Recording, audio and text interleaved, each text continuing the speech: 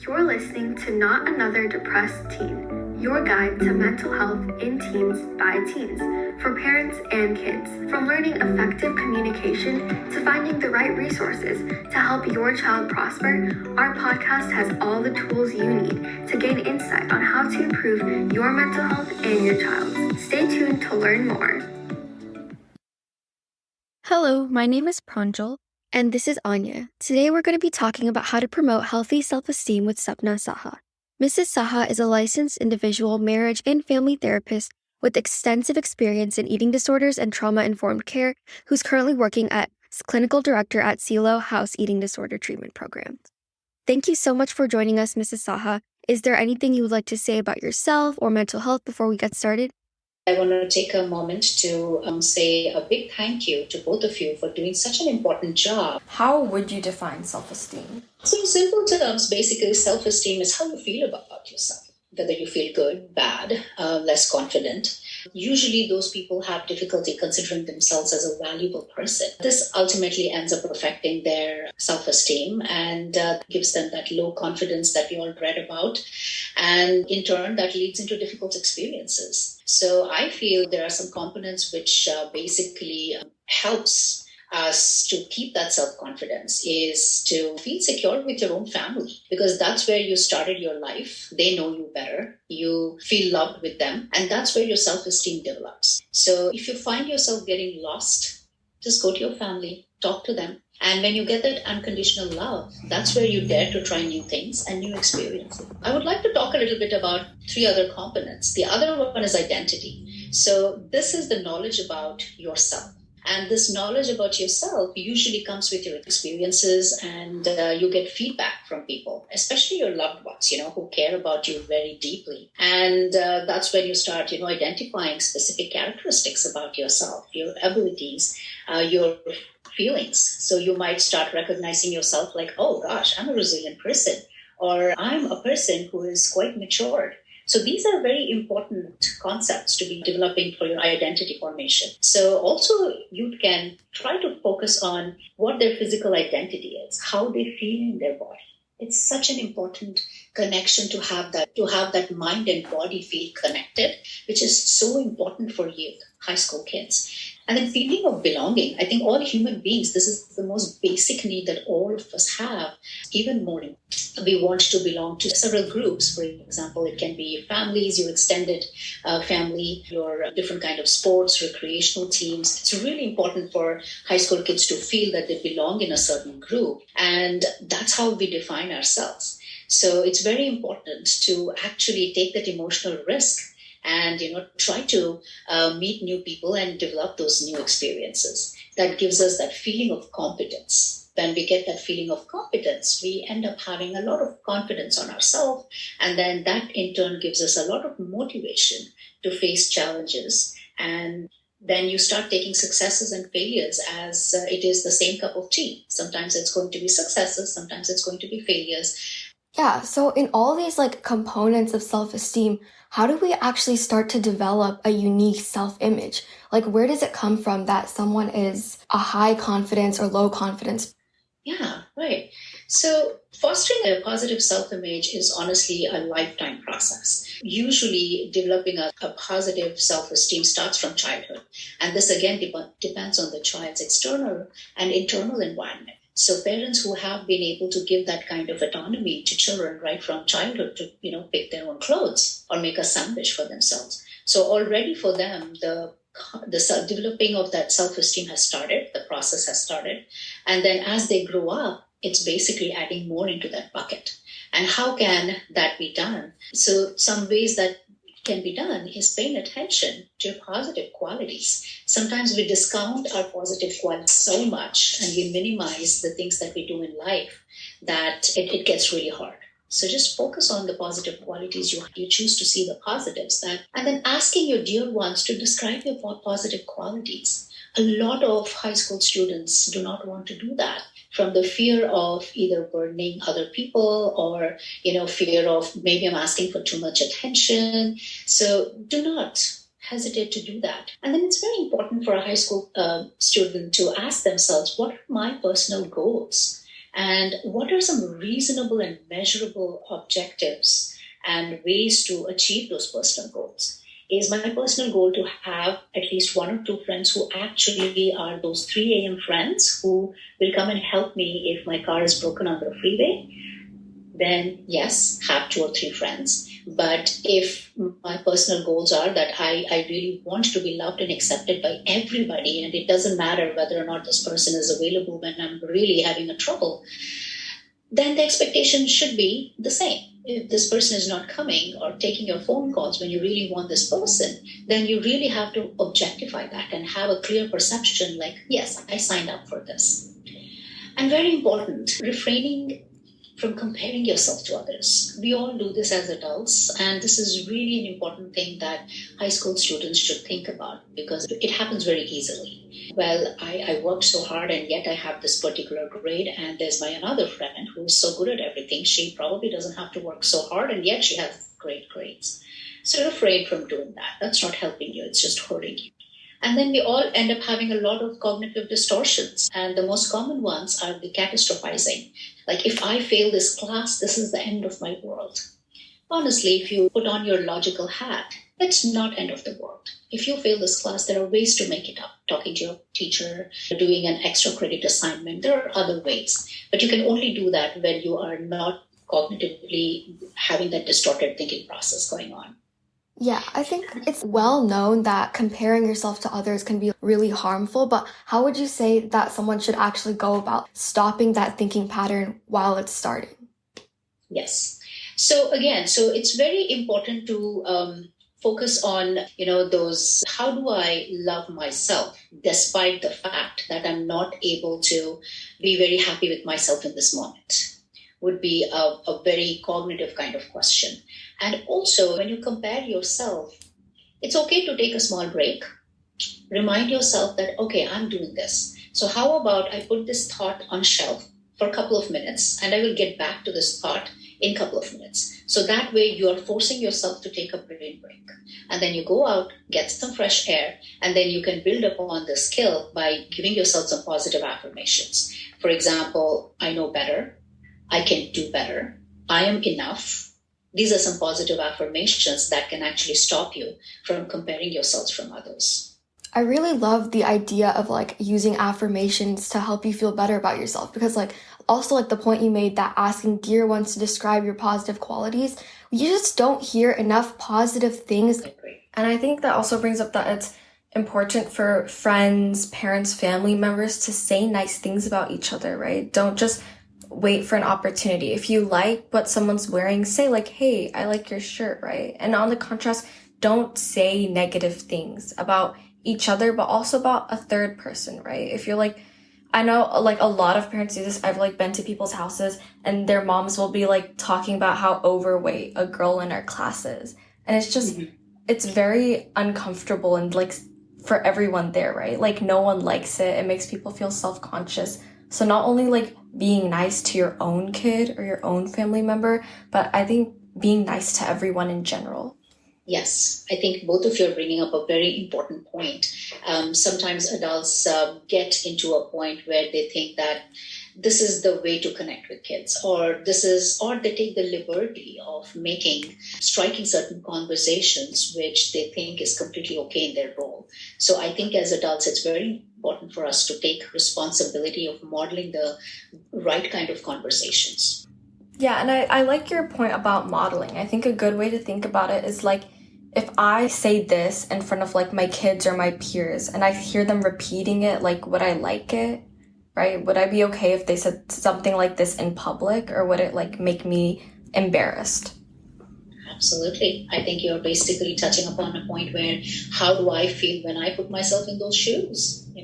Would I like to be in that kind of situation where, people are being critical to me? How would I feel? So always, if every adult can put themselves in those kinds of shoes, that would I like if somebody made such a comment on me, then that would be a great question for themselves.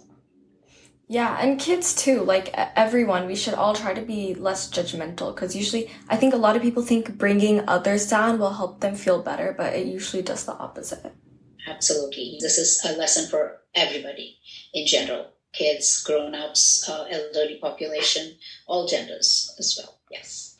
So, why do so many people, especially adolescents, struggle with all these self-esteem issues, even though like you said, there's lots of ways to develop a positive self-image, but like still a lot of people aren't able to. Yeah, that's a great question. So, it all depends on a lot of factors. Sometimes people have genes where, they do have these genes of extreme form of anxiety, or there's some depression, which is basically leads into disappointment, frustration. So genes can be a place where it all starts. And then if the child or, particular individual is having these environmental triggers, then, it's basically a perfect recipe to develop low self-esteem. And then there's also life circumstances. Sometimes people go through different situations. It can be death in the family. It can be parents' divorce. It can be several things. So certain circumstances also play a lot of important role for kids to develop that self-esteem. People might end up thinking that, well, I got abandoned. I'm probably not, worth having. So all of this affects their self-esteem. Yeah, I think all of that like negative self-talk can like really bring you down. Absolutely. Absolutely. So when you talk about negative self-talk, that's a great point. So I think that's a strong determinant of our self-esteem. The more we say ourselves demeaning things, self-deprecating things, the more harm we do to ourselves. And it's very important to recognize that self-critical inner voice. And it's okay to listen to it once in a while, but it's important to not ruminate on it, because I strongly believe that every part of yours is important. You cannot disregard or let go of the part where the negative self-talk is happening too, because it's your part. It's just like having 3 kids and, 2 kids are successful and the third kid is working on it. You can't let go of the third kid just because the kid is not, adventurous enough like other kids. So similarly, our negative self-talk is an important part of our personality. So it's important to provide that soothing as well. But it's very important to understand that it shouldn't be going into self-loathing mode. So understanding the difference between two is critical there. So in other words, it's okay to criticize yourself, but not take it too far? Yes, not take it too far or also ruminate on it. That's a perfect time to go and talk to a professional or talk to your parents or talk to loved ones. Get help. Do not isolate yourself. Please seek out support. Where would you draw the line between a healthy, critical mind versus somebody who's really struggling with self-esteem? Right. So obviously, when you go on the other side of the spectrum, probably the boat has floated a little too far away. So when an individual is, dysfunctional and is not able to do the everyday life tasks that they usually do, like if you're noticing a person is sleeping a lot, is missing out on work or school, a lot of frustration, anger issues, then definitely this person needs to go seek out professional help. But if we really have to start noticing that something is off, then I think parents and loved ones are the first ones to point out. When you hear things like, hey, are you okay, from a loved one? Or, hey, you know what, this is a little uncharacteristic of you. Do not reject that comment. Sit down with that comment. Ask yourself, I wonder what's going on with me. And if you do not have the answers, it's okay to wonder together with that loved ones. Like, you know what, I'm doing a lot of self-talk, or I am feeling like I'm not good enough, or I'm feeling that I can do more, and this is causing me a lot of pain. Can you help me? Ask for help. Yeah, and I think if you're struggling with these problems, it's probably a good idea to see a therapist. Even just 1 session, so you can kind of gain some insight and you can see if you like it. Whenever my friends, sometimes I'll suggest to them like, hey, have you thought about therapy before? And a lot of them will say it's really expensive, but if you talk to your parents, you'll realize that usually insurance covers it. So if you are struggling, it's always a good idea to get help. Absolutely. That's a great point. So in terms of affording therapy, yes. So there's a lot of places where you can actually get affordable therapy. If you're a student, a lot of public schools are offering therapists at school. So you can seek therapeutic support there. There are also a lot of communities where art therapy is available, counseling services available for subsidized prices. That's another route to go. And also the insurances, like you said, Pranjal. So they're working a lot on giving a lot of reimbursement. So usually with a copay of $20, $30 or $40, you can actually end up having a 60-minute session. So insurances are a great way to go. So if you can talk to your parents about ways to, help you with that process, then that would be fantastic, because you will need some help. So asking for help is the first step that you should be taking. Yeah. And therapy is not just for this, quote unquote mentally ill person who's unwell. Crazy. Yeah, like that's not really how it works. I'm a big believer that therapy can be extremely helpful to anyone. Even if you have amazing mental health, it can be just learning coping strategies for when you feel stressed out. Everyone has stress and low points in their life, and learning how to manage that is important for every single person. Absolutely. That's so well said. Yes, because as an adult and as a professional, mental health professional myself, I do have my own therapist, and I find it very important to do that to avoid compassion fatigue, because I work with clients for long hours and I am passionate about this field and I really want to help my clients. And I can only do that if I've done enough self-care and I have another professional to help me out when I feel low. So I strongly encourage that even if you think that you're doing mentally okay, you probably need fewer sessions. You don't have to probably go for a weekly session. It might be a session in 1 or 2 or 3 weeks. But still, it's a great idea to keep building on your existing skills. I agree with both of you. Interesting. So even though you yourself are a therapist and you know all of these coping skills, you still see a therapist? Yes, absolutely. So it's very important for us to come from a place where we have an empty bucket and we can provide a safe container for our clients. So to do that, it's very important to go empty our buckets every time, or else it's very hard for us because we are human beings and we will probably get overloaded as well. And I don't want to risk that. I want a good mental health, and that's my precaution for a healthy mental health. Oh, that's a very good point, being preventative by Yes. seeing a therapist. So while we're talking about all the things that can happen when you have a low self-esteem, like depression and stuff, what are some of the benefits? Benefits with high self-esteem is always great things. For starters, you have this capacity to have open communication, right? You have this capacity of being resilient. No matter what happens, that no matter what happens, there's a home where people love me unconditionally. And even if I get rejected in this particular social group or in this particular situation, I can always go back to people who need me, where I belong. So a high self-esteem starts from there because it's a human need to be belonging in a place. And then with that comes a lot of things. You're able to, assertively express your needs, which we all know is so important in today's world because not everybody understands everybody else's needs. And then with that comes the ability to make the decisions. And again, it's very important to know that you don't have to make all decisions by yourself. You can actually involve other people too. But again, when you have that self-confidence, you will be able to have that ability to make some decisions. You do not have to be codependent every time. So that's a big pro of, having a healthy self-esteem. And then in turn, it's going to pay off in the long run because you end up making so many honest relationships, right?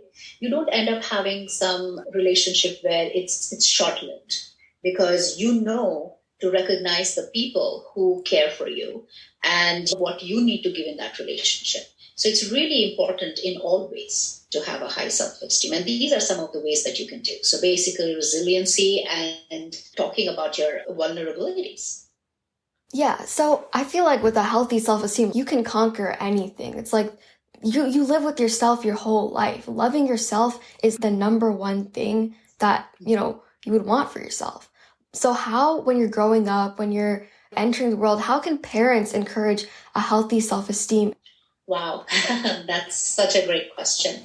And I, being a parent myself and being in this profession, I have to confess that it is not easy to be the right model for your children all the time because parenting does not come with a handbook. Parents and children both learn along their way. But few things that we can do for starters is, first of all, parents can actually take some time for themselves to do their own self-care.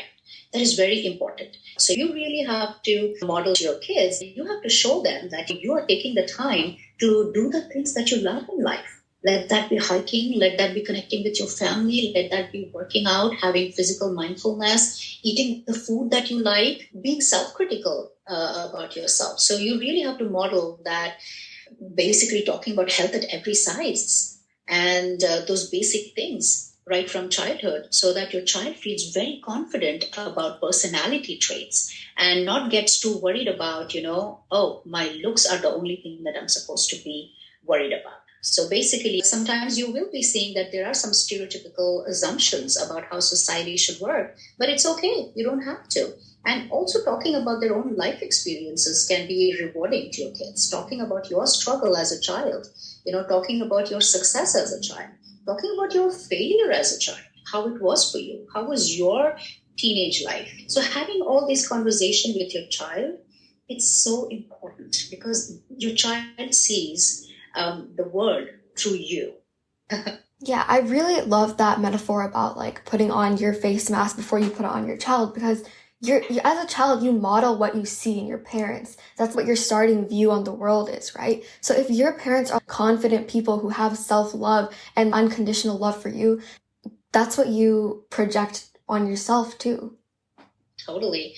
Unconditional positive regard for no matter what your child does is supremely important, because your child should be having the confidence that no matter how much I perceive that I'm a failure outside, I do have a home where my parents will just, take me in their arms no matter what.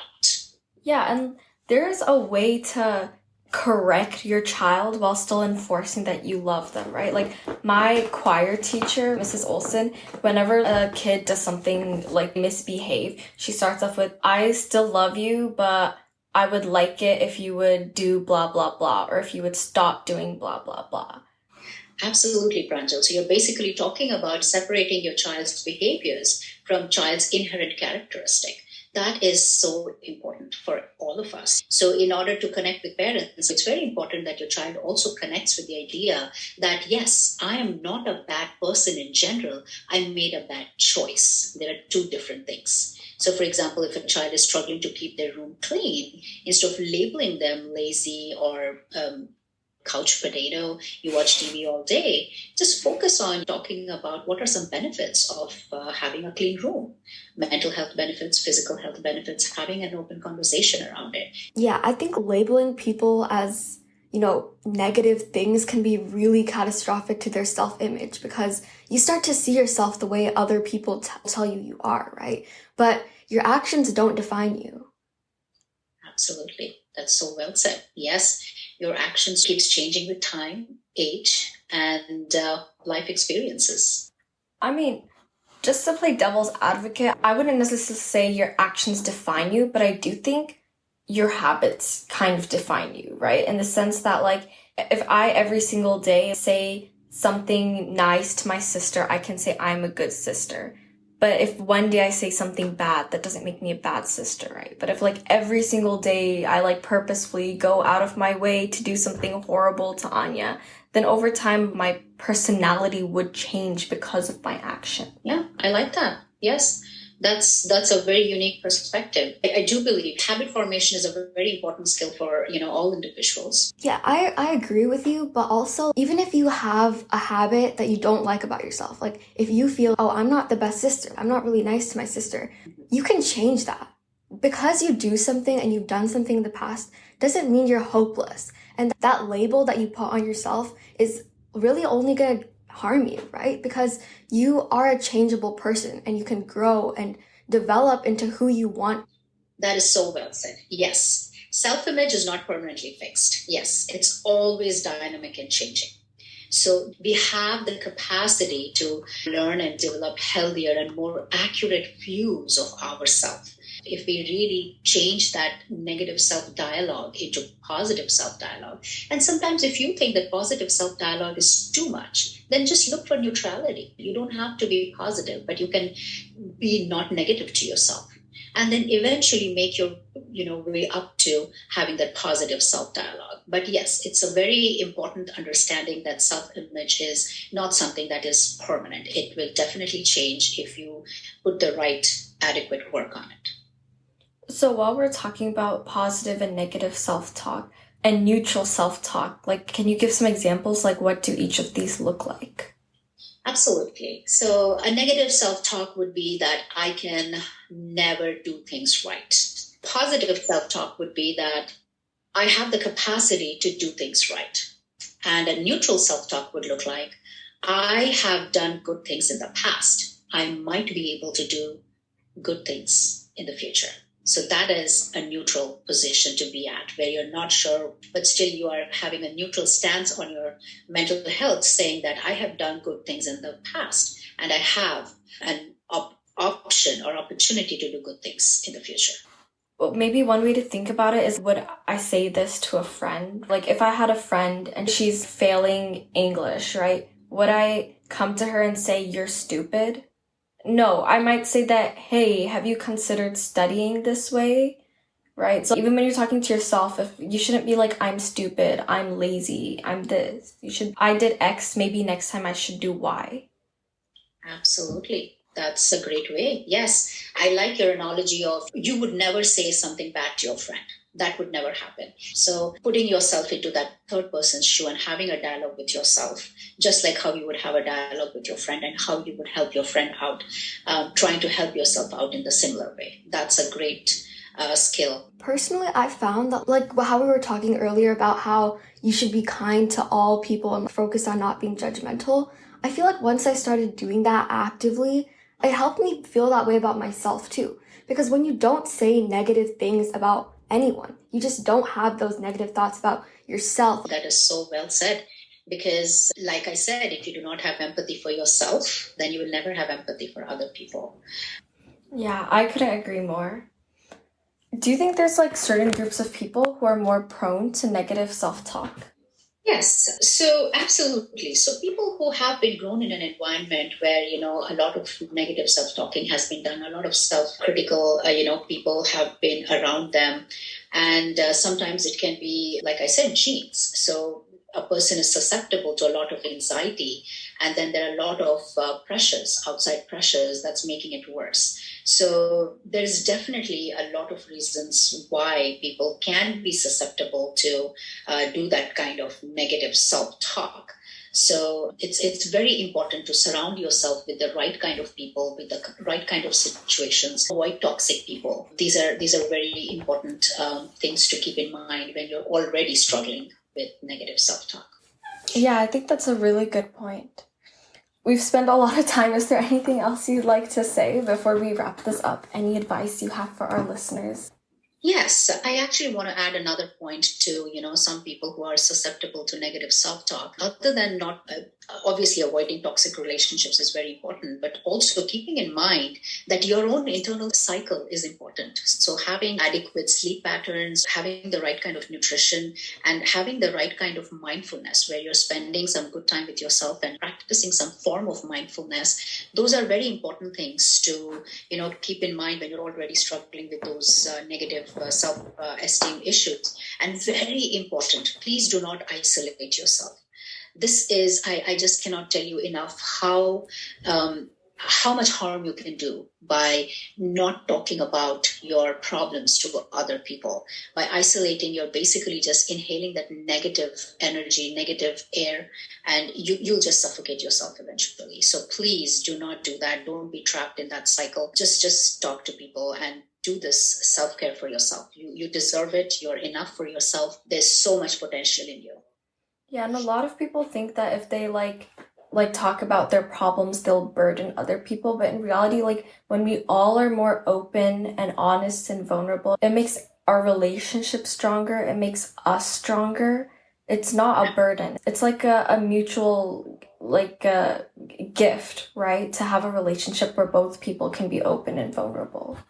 That's such a lovely thought. Yes, I cannot agree more. Yes, so my message to all those high school students is that you guys are capable of so much. You have so much potential in you. Your potential is not only measured in terms of measurable goals, like how you are, what your academic standing is, or how well you're in a sports team. It goes far and beyond that. It basically talks about your kindness, your compassion, your passion. You have several other roles that define you: your role as a child, your role as a volunteer, as a friend, your role as a neighbor. So please keep these important variables in mind before being hard on yourself, because life is going to be hard, and it's not worth making it even more hard by having that negative self-talk.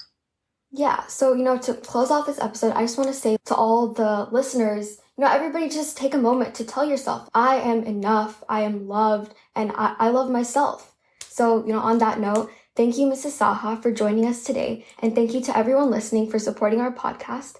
We hope this episode provided a new perspective on self-esteem in teenagers and in individuals, and in our next podcast episodes, we'll continue to discuss all these different ways to support an adolescent's mental well-being.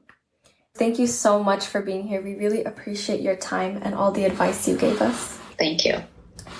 If you have any questions or things you would like us to discuss on this podcast, please visit notanotherdepressedteen.com or email us at notanotherdepressedteen@gmail.com. Once again, thank you all, and we hope you tune in again. Thank you so much for listening to Not Another Depressed Teen. Make sure to check out our website, notanotherdepressedteen.com, if you have any questions or comments, and also take a look at our Instagram and Facebook. See you next time.